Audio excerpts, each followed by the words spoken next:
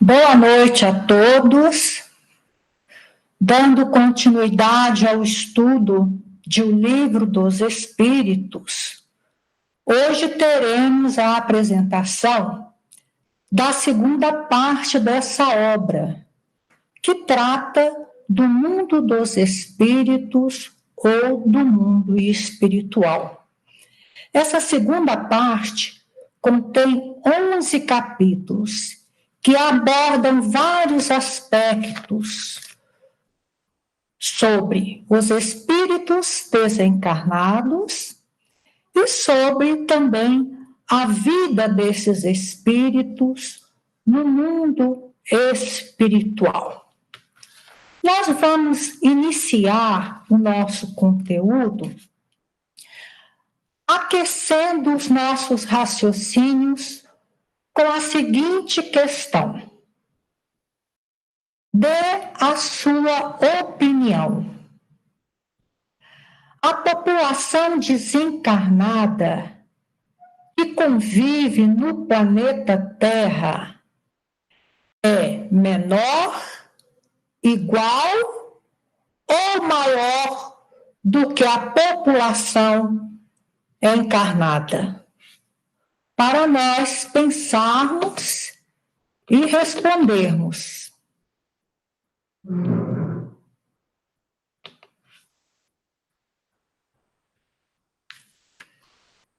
E nós vamos confirmar essa resposta durante a apresentação do nosso tema. E vamos começar, então, com os espíritos, que são os seres inteligentes da criação, criados por Deus. Portanto, espíritos somos todos nós, seres inteligentes, encarnados e desencarnados.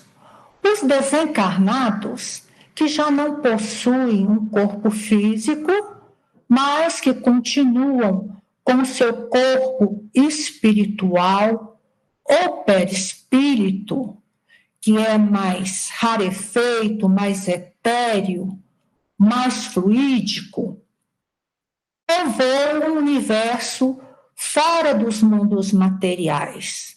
Mas eles não estão presos, isolados nesses mundos espirituais ou regiões espirituais. Eles estão lá, estão no espaço, estão por toda parte e estão também nos mundos materiais, convivendo com os demais habitantes. Essa realidade nos é esclarecida por Emmanuel, por André Luiz, Emmanuel no livro Consolador, o Roteiro, e André Luiz no livro Anuário Espírita, que nos diz que a população de desencarnados que convive conosco é 3 a 4 vezes maior do que a população encarnada. Hoje nós já estamos quase chegando aos 8 bilhões de habitantes no nosso planeta. Portanto, multiplicando aí por 3 vezes, são 24 bilhões de desencarnados convivendo conosco no planeta Terra. E os encarnados, usando envoltórios mais densos, como o corpo físico, habitam os mundos materiais. Há muitas moradas na casa do Pai. O universo é a casa do Pai. As infinitas moradas, os infinitos mundos materiais e espirituais. Vamos ver como ocorre a separação da alma e do corpo no momento da morte. Com a morte do corpo físico, desatam-se, desintegram-se os cordões fluídicos, os cordões energéticos que prendem a alma a esse corpo, libertando assim totalmente o espírito, o ser inteligente, com o seu corpo espiritual, ou perispírito, que é idêntico ao corpo físico, mas é mais etéreo, mais fluídico e ainda é semimaterial. É com esse corpo que o espírito retorna à sua verdadeira pátria, à sua verdadeira morada, o mundo espiritual. O desligamento do perispírito, quando o nosso corpo físico morre, é variável. Não acontece da mesma forma para todos. É de acordo com a afinidade que o espírito tenha com a matéria. Pois, quando nós alimentamos as nossas imperfeições, nós nos aproximamos da nossa natureza animal, nós aumentamos a influência da matéria no nosso espírito. E com isso, consequentemente, dificultamos o desligamento do perispírito. Quando nós fazemos o contrário, lutamos, vivemos para vencer as nossas imperfeições, nós nos aproximamos da nossa essência espiritual, da nossa natureza espiritual. E, consequentemente, nós diminuímos a influência que a matéria exerce sobre o nosso espírito, facilitando, assim, o desligamento do perispírito. Portanto, o desligamento do perispírito pode ser lento, ou mais difícil, ou mais demorado. Pode levar dias, semanas, meses. Se a vida que quando levamos, estando encarnados, foi uma vida toda material e sensual.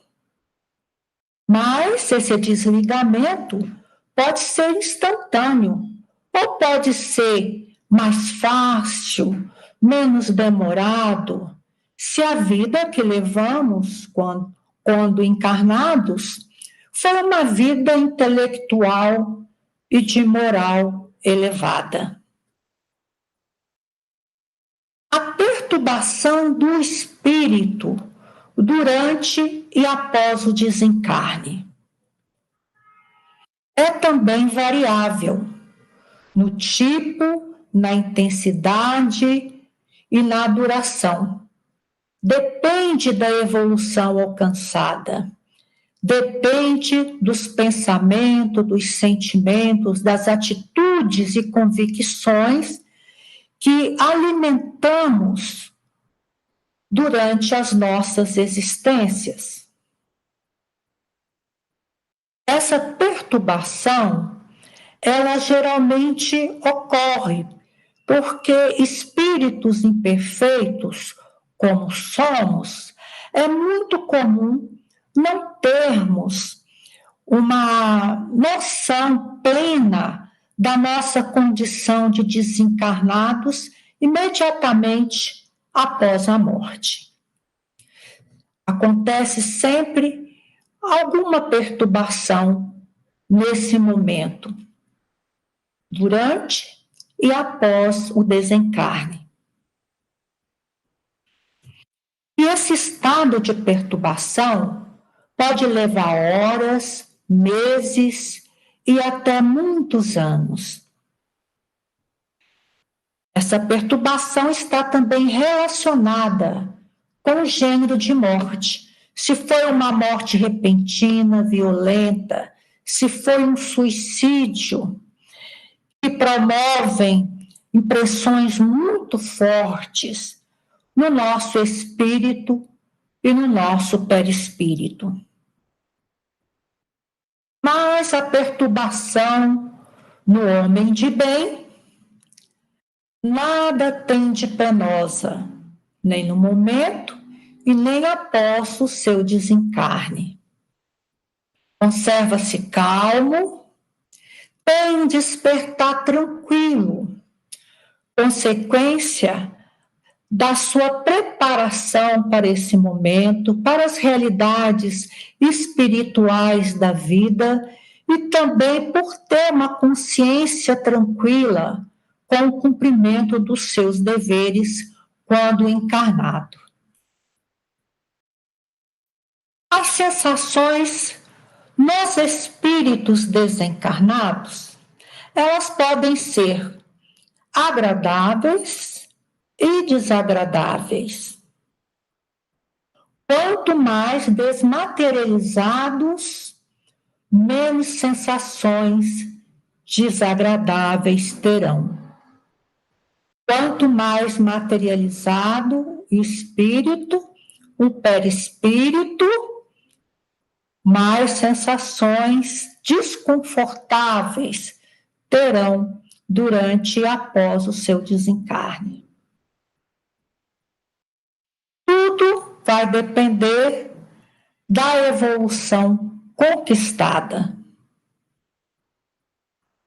As sensações nos espíritos inferiores podem ser de fadiga, necessidade de repouso, frio, calor, fome, sede e até mesmo necessidades fisiológicas. Tudo em consequência da materialidade do seu corpo físico, ou melhor, desculpem, do seu corpo espiritual, do perispírito. Resulta da influência da matéria sobre o perispírito, sobre o espírito. Porque o perispírito está subordinado também à influência do espírito.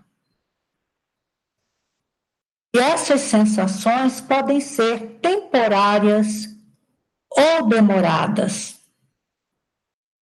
As sensações nos espíritos superiores não sentem fadiga e não necessitam de repouso. A ação, o trabalho é intelectual e o repouso, o bem-estar que sentem é moral, é em consequência do bem que praticam, da consciência tranquila com o cumprimento dos seus deveres. Alimentam-se absorvendo pela respiração as energias da natureza. E os espíritos errantes? Quem são esses espíritos? Vamos ver. São os espíritos que permanecem no mundo espiritual enquanto aguardam nova reencarnação, porque terão que reencarnar, precisarão passar pelas experiências materiais para continuar o seu progresso evolutivo. Mas enquanto eles se encontram no plano espiritual, aguardando uma próxima reencarnação, eles estudam, trabalham e procuram meios de elevar-se. Podem melhorar-se muito e, quando reencarnarem, podem estar melhores que quando chegaram no plano espiritual.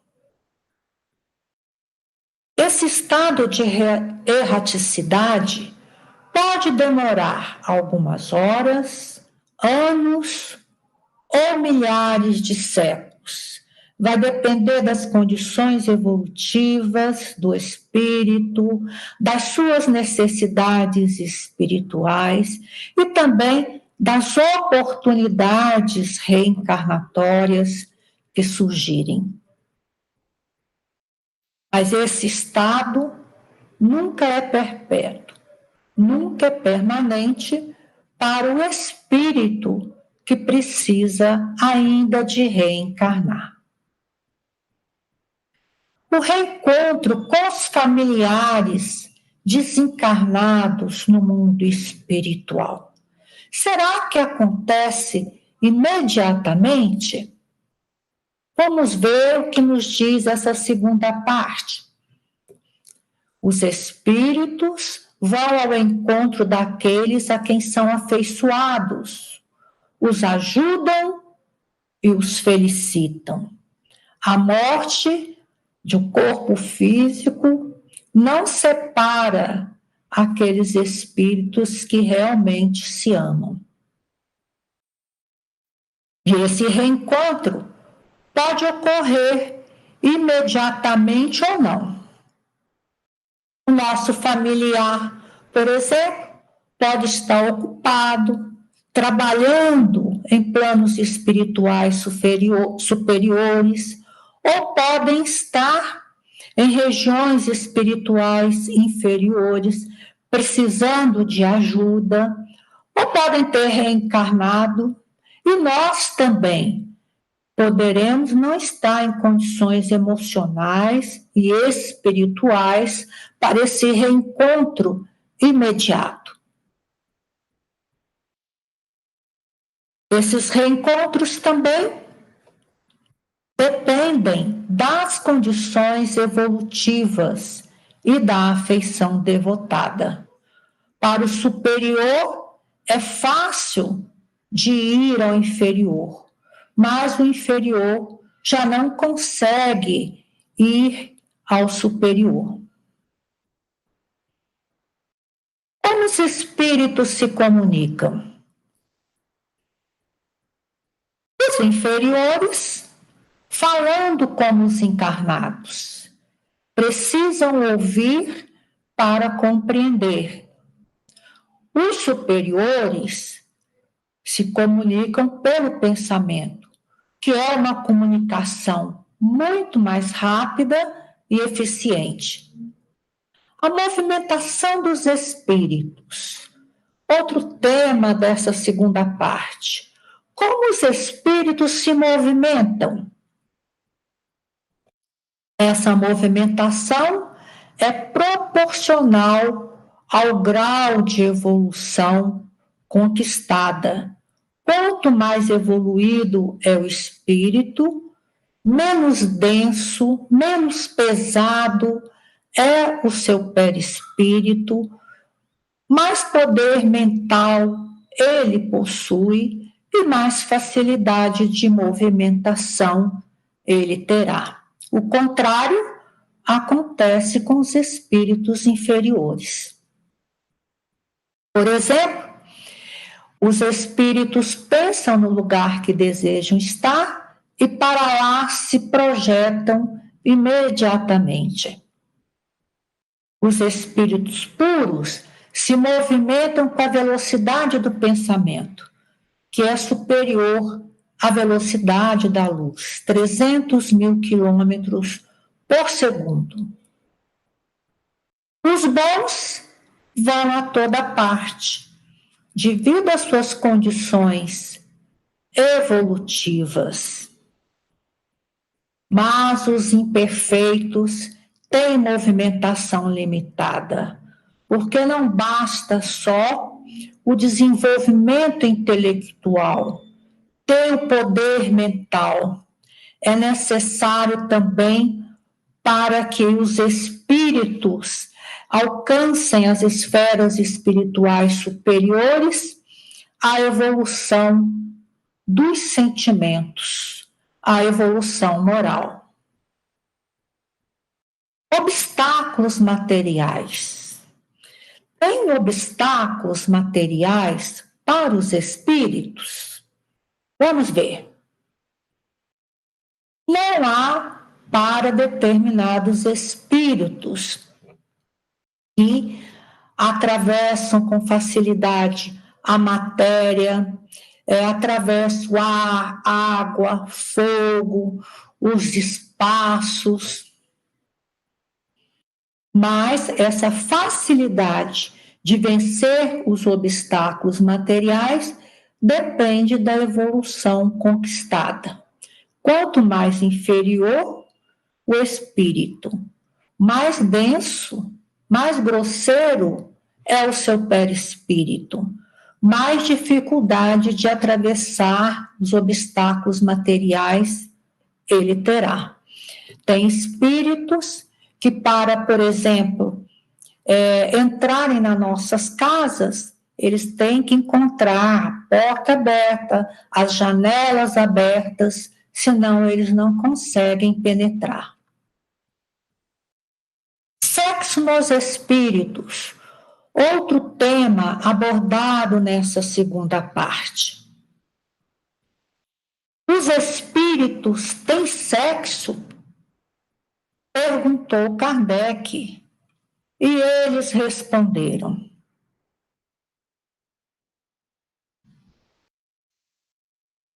não como o entendeis.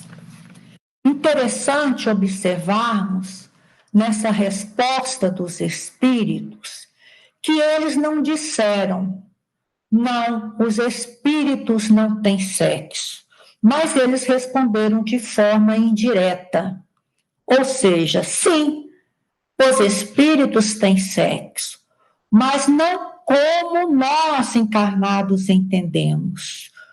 Não é o sexo físico, hormonal, genético, orgânico, porque o sexo nos espíritos, ele é emocional, ele é mental, ele é afetivo. E cada sexo lhes proporciona provações e deveres especiais e, consequentemente, aprendizado, experiência e progresso.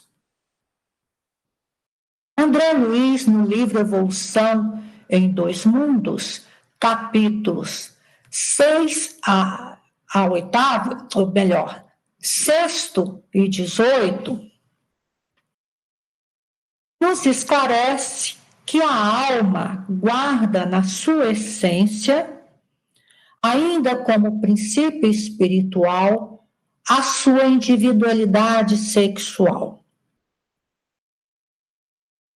Define-se na feminilidade e na masculinidade, conforme os característicos acentuadamente passivos ou ativos que eles são próprios. Portanto, ainda como princípios espirituais, percorrendo os vários reinos da natureza, vamos agregando qualidades, características próprias, bem definidas na sexualidade feminina ou na sexualidade masculina. E conclui André Luiz que a sede do sexo, portanto, não se acha no veículo físico, mas sim na alma, na sua estrutura complexa. Mas, se já trazemos na nossa alma a definição sexual na masculinidade ou na feminilidade, como compreender a inversão sexual ou a homossexualidade? Por que uma alma feminina ou masculina reencarna num corpo físico oposto a sua estrutura psicológica e sexual. É Emmanuel, no livro Vida e Sexo, e André Luiz, no livro Ação e Reação, que nos esclarecem essa questão, nos dizendo que nós não iremos encontrar a explicação para a inversão sexual ou sobre as causas da homossexualidade na vida presente, ou seja, na genética, na educação dos pais, na influência do meio, etc. Porque essas causas se encontram nas existências passadas. Portanto, a inversão sexual ou a homossexualidade é perfeitamente compreensível à luz da reencarnação. As causas da inversão sexual, as causas da inversão sexual, portanto, são duas. Nos esclarecem André Luiz e Emmanuel. Omissão ou abuso.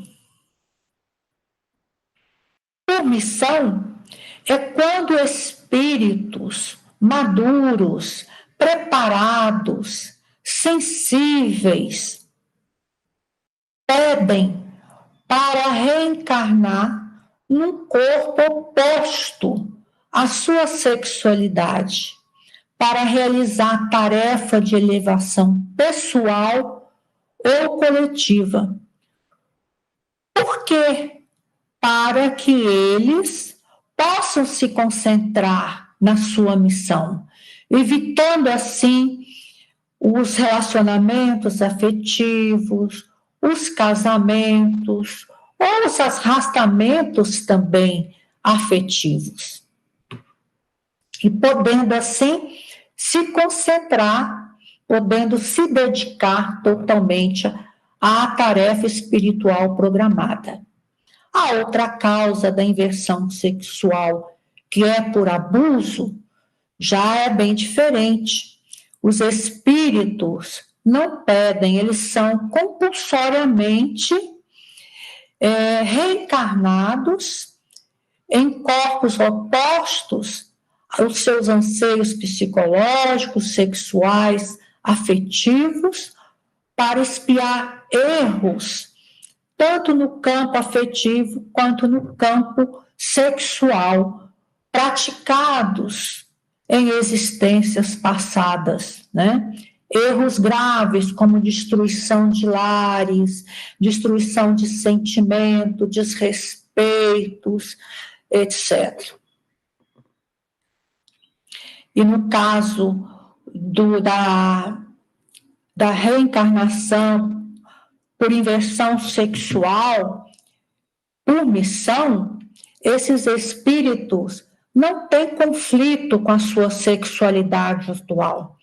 Eles aceitam e assumem com tranquilidade o sexo atual.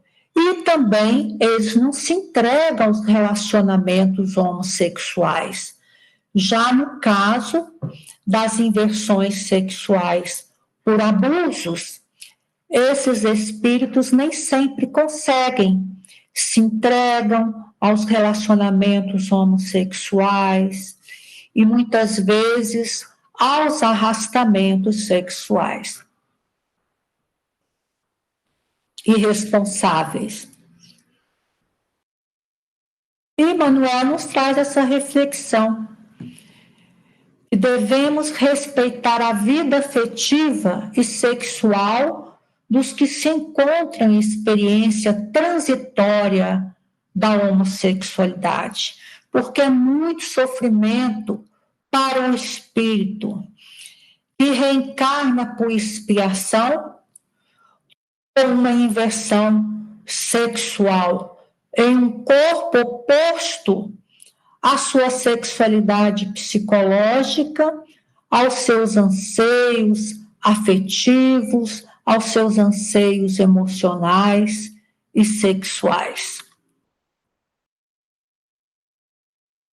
Chega o momento que o espírito no mundo espiritual precisa voltar à vida corporal, para as experiências materiais.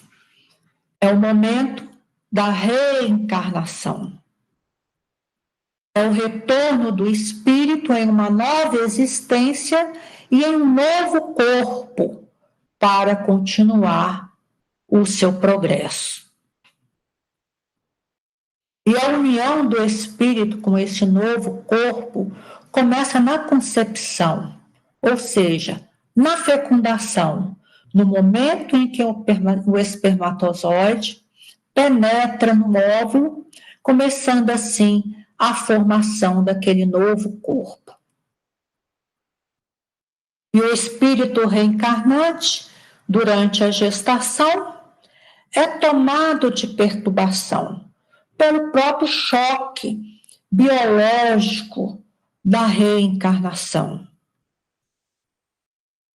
Ele entra em estado de sono profundo. Seu perispírito passa por um processo de redução, ficando do tamanho de um útero.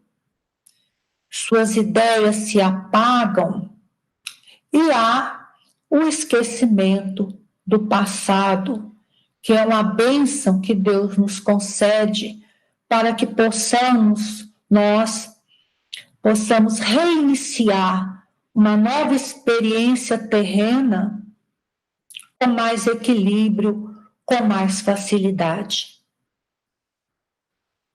E a união do espírito com o corpo se completa com o nascimento.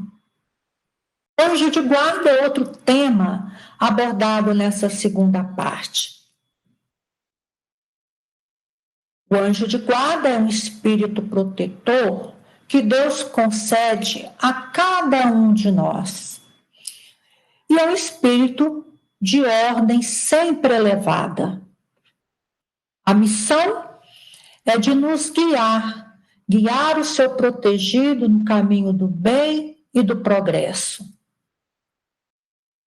Tempo que ele permanece conosco, desde o nascimento até a morte, depois da morte, nos ajudando no nosso processo desencarnatório, na nossa adaptação no mundo espiritual, ou também permanecem conosco por muitas existências. Pode afastar-se, mas nunca abandona o seu protegido, porque o anjo de guarda ele tem outras missões. Nos amparar, nos ajudar, é uma das suas missões. E nós devemos ver o nosso anjo de guarda, ou mentor espiritual, como também é chamado, como um espírito de elevação, que está se dedicando a nos amparar, e que não é o nosso empregado, que nós temos que toda hora estar pedindo ajuda para atender os nossos desejos, as nossas necessidades, muitas vezes fúteis, que são nossas obrigações para resolver. O espírito durante o sono. O que é que acontece quando dormimos? O espírito jamais está inativo enquanto o corpo dorme.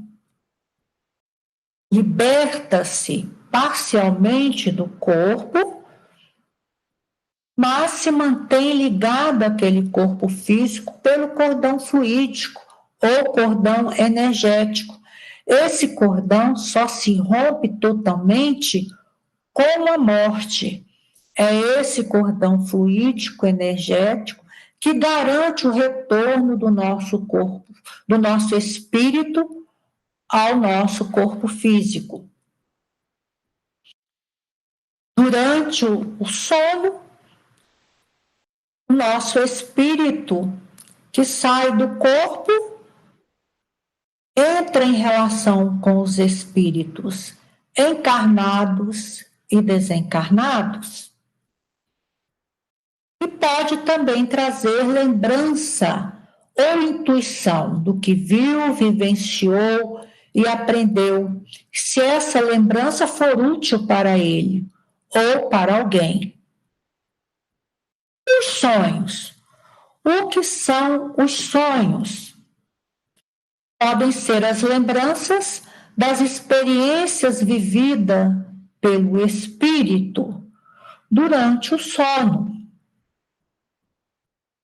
Mas podem ser também efeitos da imaginação, ou seja, projeções do subconsciente para o consciente e que se manifesta através de sonhos, na forma de sonhos, e que estão relacionadas, essas projeções, com as situações que vivemos durante a semana, os estados emocionais nossos, as preocupações, estados de saúde, etc. Nem todos os sonhos retratam experiências nossas espirituais vividas no mundo espiritual. E nós encerramos a apresentação da segunda parte de O Livro dos Espíritos sobre essas palavras de Kardec, falando sobre a missão grandiosa do Espiritismo, que é a de destruir o materialismo, mostrando a realidade da vida espiritual, sendo um potente auxiliar a todas as religiões e a toda a humanidade. Uma doutrina que nos consola, que nos fortalece e que possamos estudá-la para podermos praticá-la em todos os momentos da nossa vida.